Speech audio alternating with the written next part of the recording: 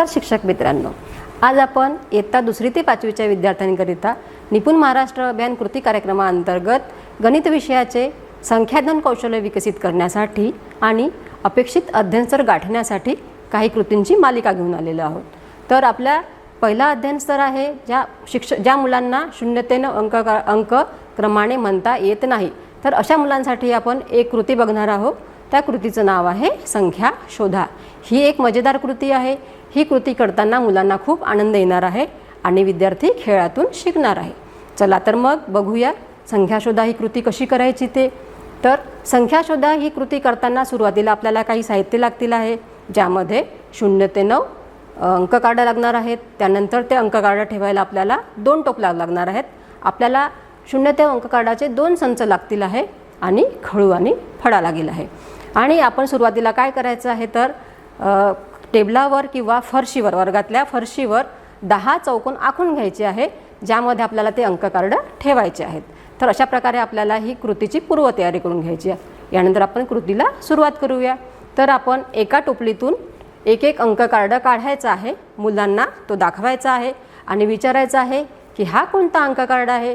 मुलं तो अंक कार्ड बघून त्यावरील कोणती संख्या लिहिलेली आहे ते मुलं सांगणार आहेत। अशा प्रकारे आपण टोपलीतील सर्व अंक काढून ठेवायचे आहेत आणि त्यांना मग सरळ 0 ते 9 अशी क्रमवारी लावायची आहे आणि मग क्रमाने त्या संख्या म्हणून दाखवायच्या आहेत। आपण म्हणून दाखवल्यानंतर मुलांकडून सुद्धा त्या आपल्याला संख्या क्रमाने म्हणून घ्यायच्या आहेत। अशा प्रकारे आपल्याला ही आधी क्रमवारी पूर्ण करून घ्यायची आहे। मग आता आपल्याला काय करायचं, एक गंमत करायची आहे।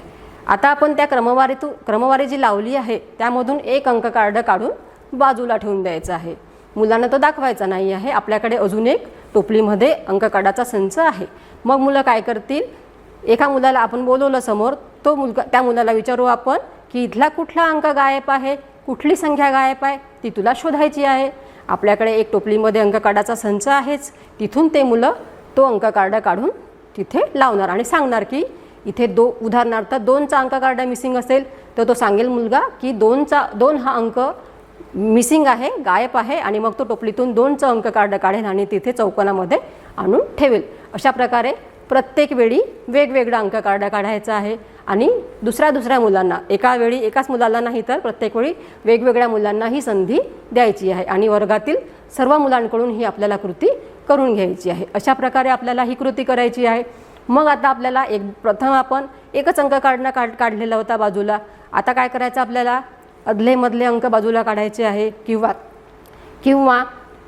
2 क्रमाने अंक कार्ड बाजूला काढायचे आहेत आणि मुलांना विचारायचं आहे की बघा रे बाबांनो, इथले कोणते अंक गायब आहेत, कोणते अंक कार्ड मिसिंग आहेत ते तुम्हाला शोधून इथे ठेवायचे आहेत। मग मुलं ते अंक कार्ड कोणते आहेत ते शोधून तिथे मांडणार आहेत। अशा प्रकारे आपल्याला ही कृती करायची आहे।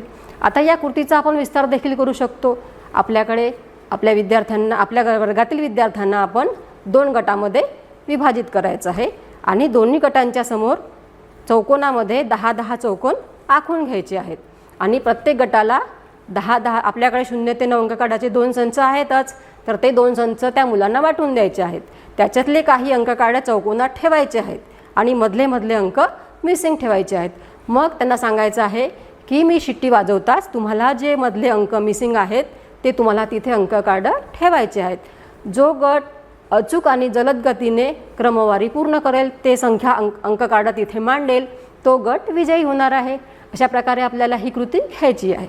ही कृती घेतल्याने काय होणार आहे तर मुलांना 0 ते 9 क्रमाने संख्या नामे म्हणता येतील आहे। मधला अंक विद्यार्थी विसरतात। आपण जर विचारलं की हे काय आहे, फॉर एक्झाम्पल आपण 3चं अंक कार्ड दाखवलं, मुलांना म्हटलं किती आहे तर ते सांगू शकत नाही, पण या कृतीने ते विद्यार्थी अदले मधले अंकसुद्धा सांगू शकणार आहेत। त्यामुळे त्यांचा अध्ययनस्तर उंचावेल आणि ते संख्याज्ञान कौशल्य विकसित होण्यामध्ये सहकार्य होईल। धन्यवाद।